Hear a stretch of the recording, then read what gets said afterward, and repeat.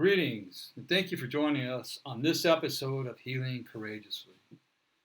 Today we're going to be talking about the generational curses and generational blessings. But you can't get to your blessings until you have worked through your curses. So today I got my son-in-law Jared with me. He's been on this journey with us for a while. He actually heard me speak for the first time at Betty Ford. I was talking about forgiveness, and at that time, I don't remember him, but I know he was there. And the little did I know that he was going to be my son-in-law in the future. And then him and my daughter were out on a date when they first started dating, and my daughter mentioned something about me being on a ride across America, and Jared kind of stopped in his tracks and says, "Well, does your dad happen to be Randy Boyd?" And she goes, "Sure is." So here he is. So he's come a long way. He's really he's dove into the recovery program. He's dove into Christ. He's dove into everything. He's a great husband to my daughter. He's a great father to not only their son but his stepdaughters. But they don't call him stepdad. He's just like a dad to them. So as a father, I couldn't be prouder and happier that it's Jared that's married to my daughter. So I know he needs to hear that once in a while. Thank you. I give him a hard time a lot, but it's all because I love him. But he knows I'm loving him. So anyways, we're going to dive into this a little bit in the generational curses, and I'm going to talk a little bit about the Enneagram. I'm not real hep to it. I just know a little bit about it. I listened to a podcast last week. It was a debate, if you want to say it was a debate, between Todd Wilson and Ruth. I can't remember her last name. It was kind of an offbeat name, but.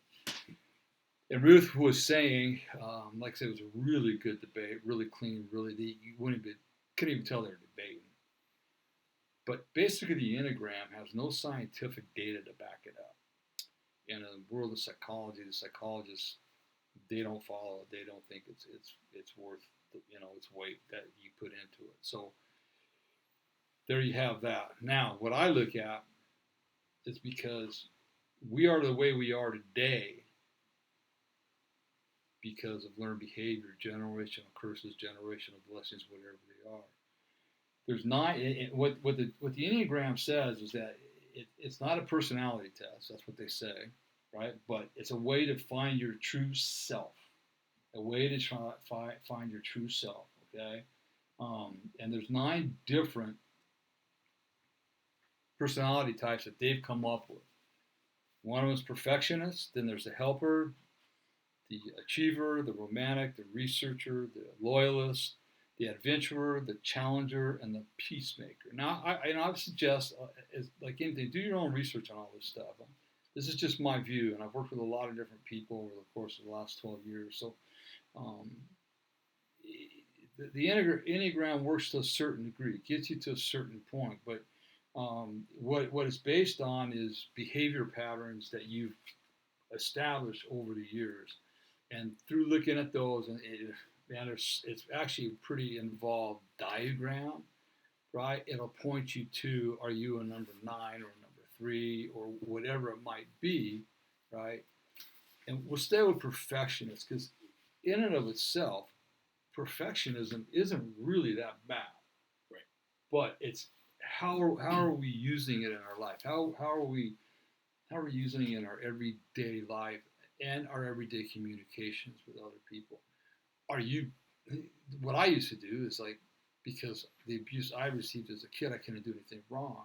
Every time I made a mistake, I was devastated by it. And not only that, I would go as far as, Jared screwed it up. It wasn't my fault.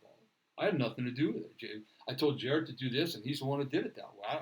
What do you want me to say?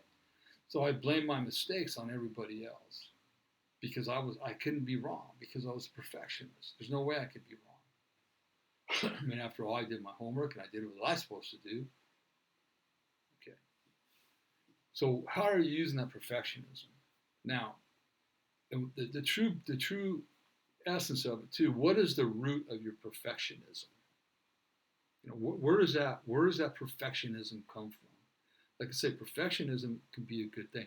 All of our character defects can be a really good thing. A lot of architects, construction people, and pastors, just everyday people, we like to do work the best that we can. But expecting perfectionism out of ourselves or everybody else, I mean, to me, it's like, really? I mean, Right. there's only one person that has ever been perfect. And we can't even compare to that. You got nailed to a cross. You got nailed to a cross, right? I mean, exactly. And one thing that lately, when I work with people, I don't I don't like to say you made a mistake or you're a failure. I think that's wrong. That's a wrong narrative. You know, we go through life and we do certain things every day. At work, we have to perform certain tasks. At school, certain tasks. At home, certain tasks. And sometimes we trip, right? And so when we trip, do we want to say, oh, you failed? No. Look at, you didn't fail because you got back up. But what did you learn from it?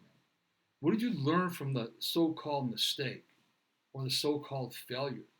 If you're staying down on the ground and you're not learning and you keep doing the same thing over and over and over again, then yeah, maybe you are a mistake, and maybe not you, maybe you made a mistake, and maybe it was a failure.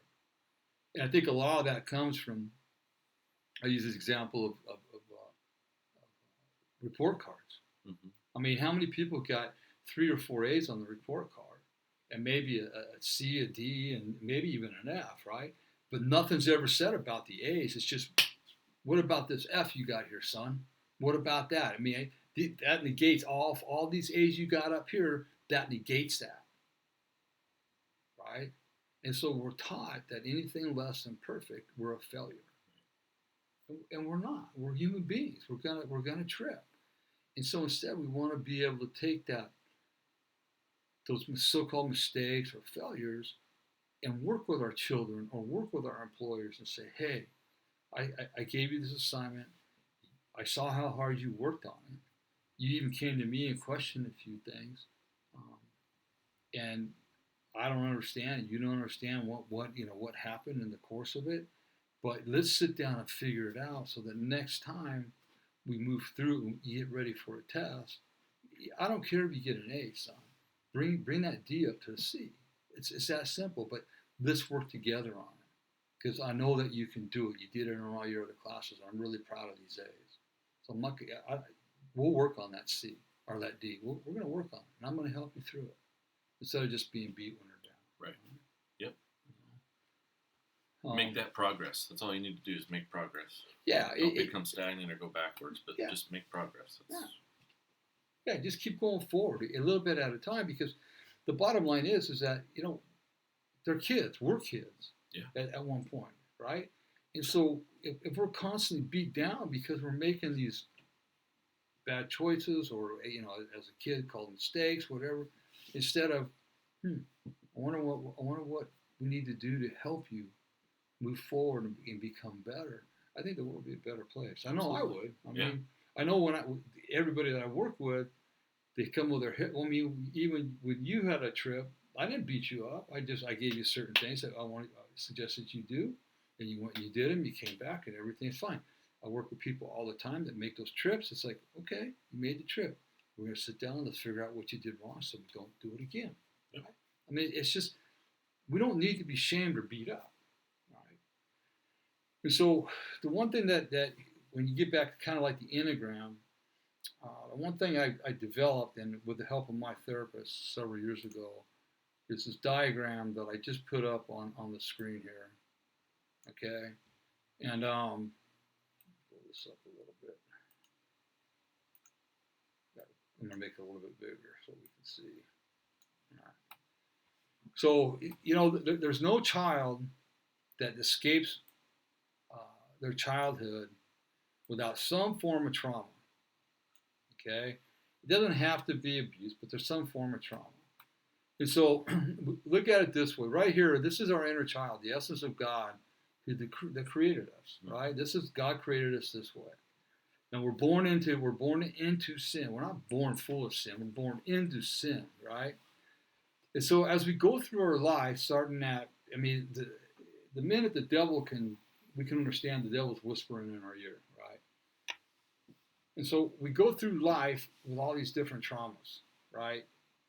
And the traumas can be anything from, I gotta blow this up a little more.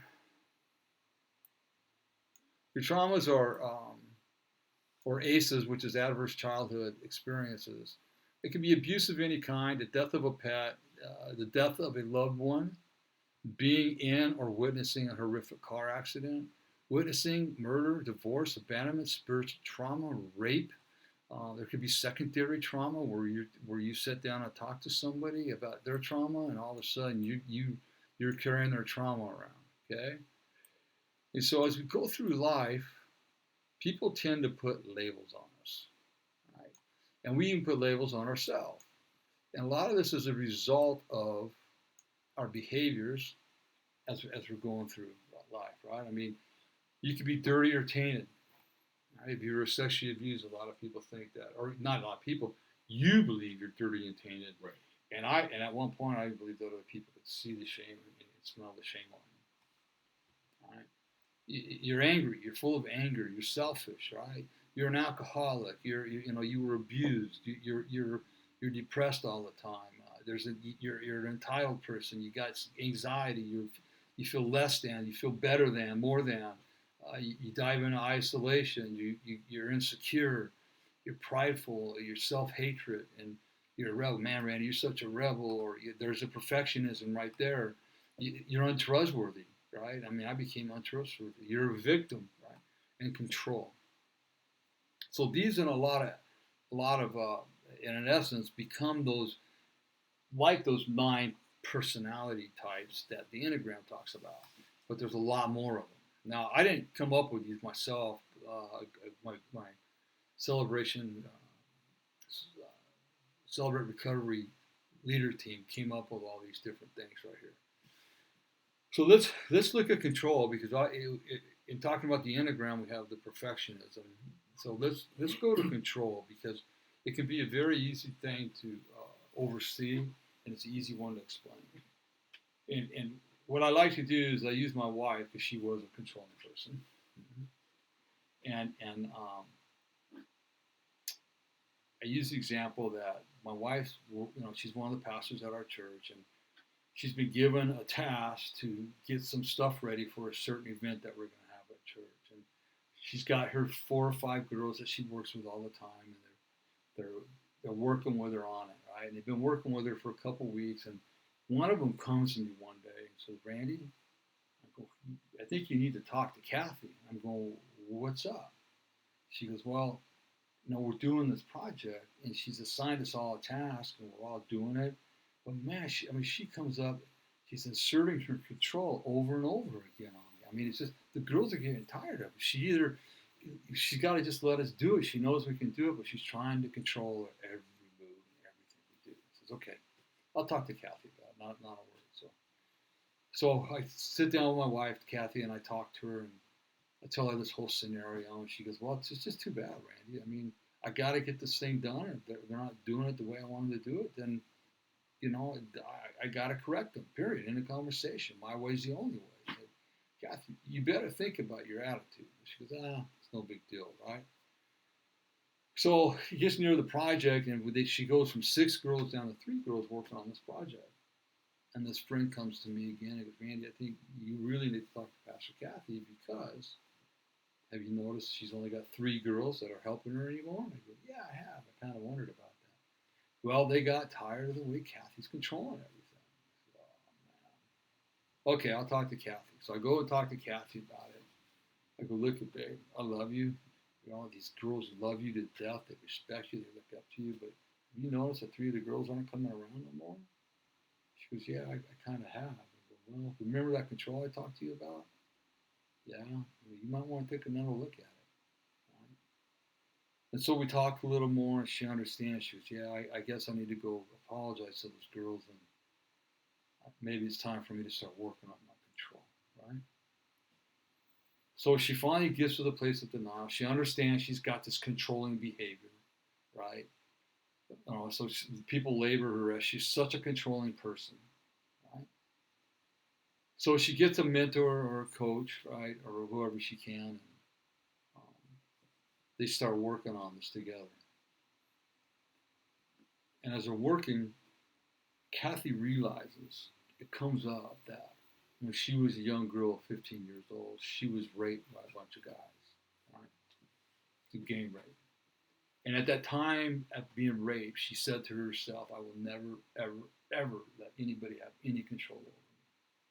Right? Never again will they have control over me. Now, rape victims do one of two things. They become either really promiscuous or they're really, when it comes to sex, they're really careful, very protective. So what's happened was is she realized her control issues came from the day that she was raped, because she wasn't going to let nobody walk over her again or hurt her again. And so that reality is that we, just like perfectionism, we need a certain amount of control in our life, especially if we're a pastor or if we're an employer or a foreman or we're a leader, whatever. There's a certain amount of control that we have to have, but it has to be healthy control, not toxic control. Right. And so, and I think with Jared and Alyssa, we've given them over to, they're now the leaders of the Celebrate Recovery, which is going to be Journey to Freedom pretty soon. But I don't micromanage them. They come to me. Jared's he has always got really good ideas, though, but I don't control what they do. I had to put somebody in that position, and Jared and Alyssa were the ones to do it because I believed in them and I trusted them. I know that Jared won't make a bad decision, especially without talking to me or Kathy first. So I'm still in control over it. He still comes to me for the final yes or no, right? But I'm not in the sense of control where I'm micromanaging him because I don't have to. If I had to micromanage Jared, then he wouldn't be the right leader. Or maybe he would be the right leader, and I'm just being a really piss poor leader myself. So Kathy understands, okay, so this mentor works with her, right? So she's been this victim all along. And what's happening is the spirit of the sunlight is starting to take her back into her inner child. And so she's working with this mentor or this coach, and she's really growing a lot. She's understanding that, hey, I can't let what happened to me define who I am and define how I act today.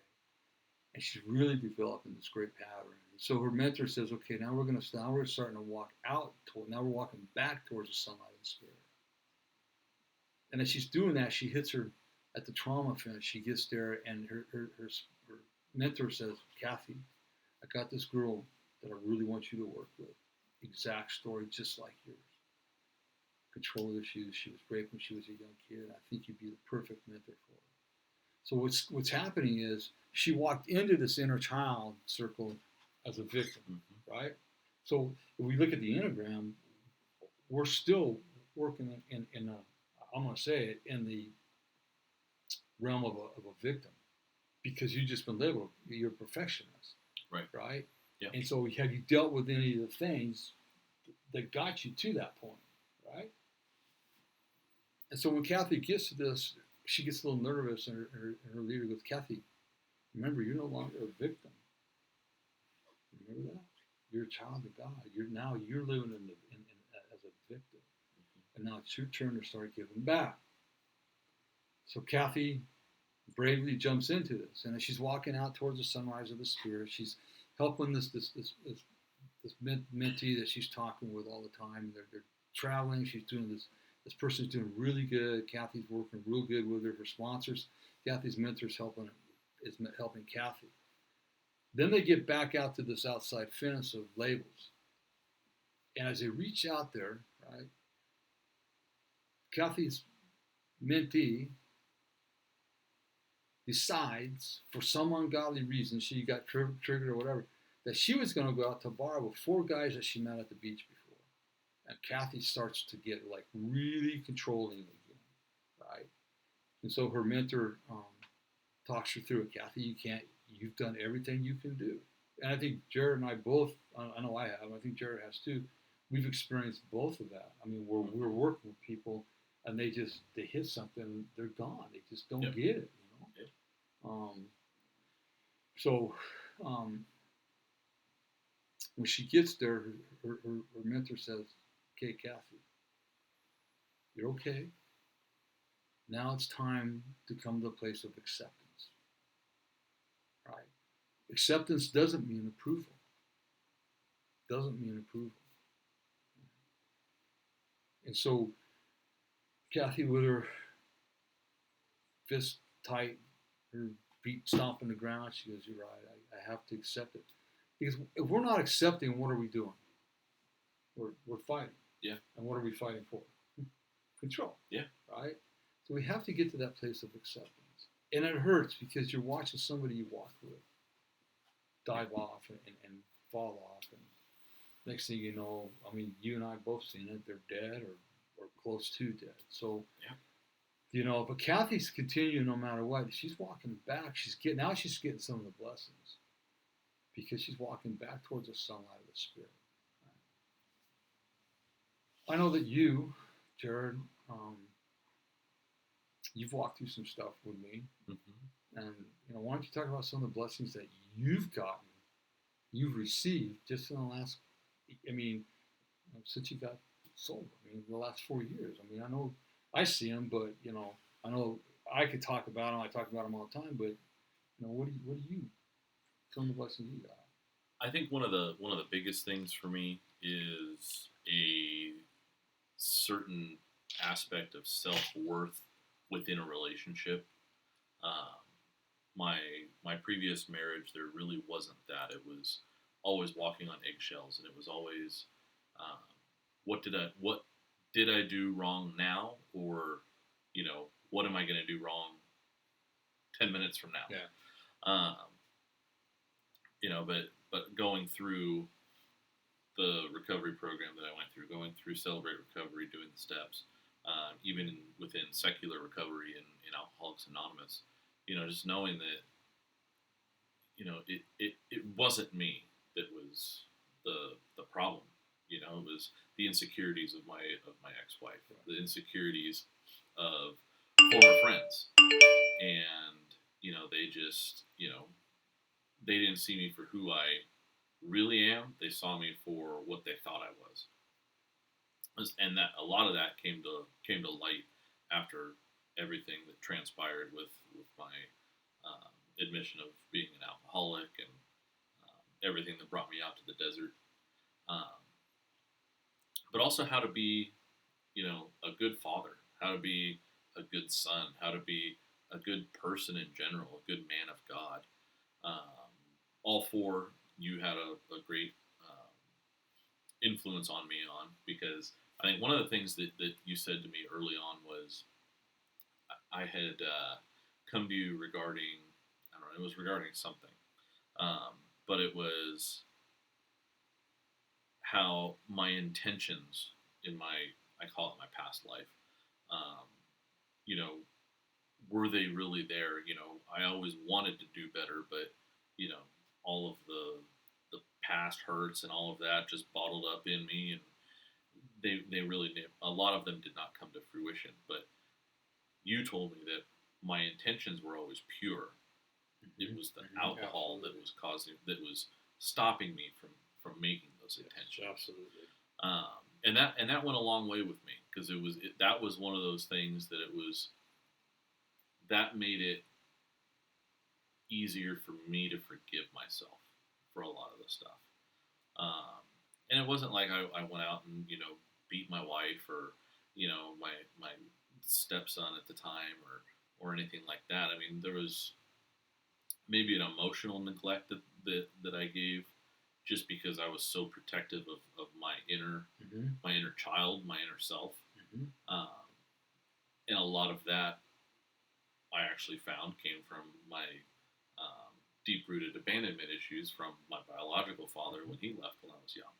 So it was just, putting all that together. And then, one of the blessings that I have, and I've talked to you about it, I've talked to a couple other people, it's my children won't see me drink. Right, they won't see me, passed out on the couch. They won't see me wake up with a hangover. And that's huge. They'll never see that part of me, God willing. because I've done the work, because I've put recovery and God above everything else. So I know that those are the things that I have to have in order to keep everything below that. Exactly. Yeah. And that's one of the biggest blessings that I hold on to, is that, you know, Maverick will never see me with, you know, a beer in my hand, you know, or the girls. But yeah, that's. You know, I mean, there's a lot right there. I think, like you say, just that the kids will never see you drunk with a beer with alcohol is huge. I mean, I don't have that with my kids, but I have it with all my grandkids. Right. Right. I mean, all my grandkids love me, and they never see me drink, never see me drunk. So, but you know, these blessings only came after doing the hard work. You know, I think people want the blessings, and they can't understand why they don't get them all the time. Well, what are you holding on to so tightly? You know that maybe that's keeping you from getting those blessings. This is a hard journey, and working on these issues is not easy. Right. I mean, you have to dive deep. You have to look at yourself in ways you probably never thought you would look at yourself. But I can tell you that, I promise you that is absolutely well worth it. I mean, you know, If it was easy, everyone would do it. everyone would do it, and you know, we've seen people. You know, Jared and I both seen them. They start this journey and they realize how hard it is, and they want to walk away. See, part of the deal is that we live in this. People live in the sea of uncomfortableness, right? They're used to it, and that sea, that circle, right? The sea. It's not the one I got up right now. I'll go over that in a minute, but that sea of uncomfortableness, it consists of things like love and happiness. It consists of, you know, drunkenness, of DUI, all that stuff. It's uncomfortable living, but we're so used to it that we're comfortable in it. So then when we start this recovery journey, and somebody approaches you, like with Kathy, and says, "Hey, you got to look at this." Now you're stepping into an uncomfortableness that you don't know, and that's where people don't want to stay. It's like, you know, you go to any length to get your drug, your alcohol, your behavior, whatever that is. You go to any length to achieve those goals when you're out there running amok in the world. Yeah. But yet, when it comes to just giving up that one thing to gain everything, people go right back into what they were doing because it was comfortable for them. They don't like being uncomfortable, and I think that's a shame. So the second part of this diagram is that we pulled out the root of control, okay? And if you notice that this is still the root ball of your underlying issues, right? But we pretty much pulled the main part out with your control, okay? But we still have all these other roots that are growing into it, right? Self-hatred, perfectionism, insecure, isolation, anger, all that stuff is still growing. It's still there. It hasn't gone away. You might have pulled some of these out when you worked on your control issues, right? You might have even pulled perfectionism out. Mm-hmm. You certainly probably pulled out control, right? But this is why recovery takes so long. This is why recovery is a lifelong journey. It's not a 1 year and you're done, because you have all these other roots, and if you don't get to these roots, they're going to come back in here and they're going to choke out the true essence of who God created you to be. Right. God didn't create you to be a perfectionist. He didn't create you to be a control freak. He didn't create you to be an isolationist or to be an alcoholic. That's not what He created you to be. Those are the generational curses from generations of your family that this has happened. Somewhere along the line of men in your generation, somebody picked up the alcohol and it just took over, got in the DNA, and so it just travels through the family. Not everybody who, you know, is in a family of alcoholics will become an alcoholic. It'll skip a generation. It's weird the way it does it. Same thing with pornography, with womanizing somewhere along the line, and it's just passed down. And the way it's passed down a lot of time is through. It can be through sexual abuse. It can be through, you know, your kids seeing pornography tapes or magazines or whatever, it's passed down and it gets in the skin. Remember, the devil uses whoever he can to pull people away from God, and that includes your parents, right?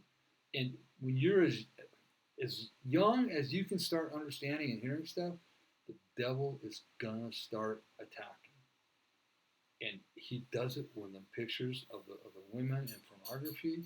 I mean, when I was a kid, man, it's what got me going. I mean, it's like, wow, this is something different, but that's not what God wants. Right. Um, that's not who God created us to be. God created us to be loving, kind human beings. We're here to we're here to serve, not to sit. So, it's the journey, the Enneagram. There's a couple books out by it. There's one by Richard Rohr. There's a couple other books out there by it. The Enneagram: A Christian Perspective. You can pick it up yourself and look at it. And like I say, do your own research. Also, in my book, that the last chapter, the 13th chapter of my book, Healing the Wounded Child Within, is finding your authentic self. And there's some good stuff in there.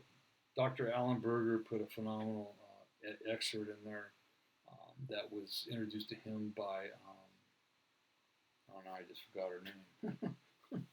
I was just had it on my tongue. It's gone, but anyways, it's in the 13th chapter. I'm sure I'll think of it before I get done here. Karen Horning. Karen Horning, that's who it is. No, I think of it. So, get my book, Healing the Wounded Child Within. By the way, that book is pretty much all done being translated into Spanish. So I'm meeting with a person here in a couple of weeks, and then just whatever I got to do to finish it up. So my book will be coming out in Spanish. So, you got anything else you want to say, Jared, or Not really. I did think of a little something. As much as God didn't create, I'll take myself as an example, didn't create me to become an alcoholic. He gave me the will of man. Right. And my own will. Right. I went out, did all of that, but I feel that was God's test for me on how strong my will is as a man. Yep. Where I was able to pull myself out of that. Yep. And create a new life. Yep. And as it says in the Bible, I created a new life, a new life. The old me is gone. Right. The new me is here. Right. That's right. And that free will, and God never lets pain go to waste. He never lets our experience go to waste. Right. And you've heard me talk about that with my abuse. That I had one pastor tell me God had nothing to do with your abuse. Well, God didn't abuse me, but it was definitely part of His plan for my life. Man abused me, right? Not God at all.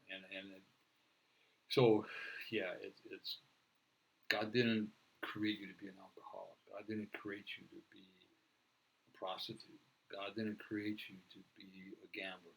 That's not. Don't buy into those jokes. Well, it's just who I am, because that's a lie. That's a lie that the enemy's trying to force you to believe. So, anyways, with that, I think that's about it for this session. Please go to my website, courageoushealers.org. You can see what we're about over there, helping men and their families heal from the scars of sexual abuse. Also, if you're looking for coaching, go to changeyourlifestorynow.com, changeyourlifestorynow.com. Just fill out the contact form, shoot me an email, I'll get right back to you. We do all sorts of coaching when it comes to the healing ministry. My wife and I, we also do marriage counseling. We've several marriages that we've helped. We've had people walk in with divorce papers, and they're doing great today. I am SYMBIS certified, Save Your Marriage Before It Starts. It's a great pre-marriage counseling tool, and it's also a great post-marriage counseling tool if you haven't done it. It's not a personality test.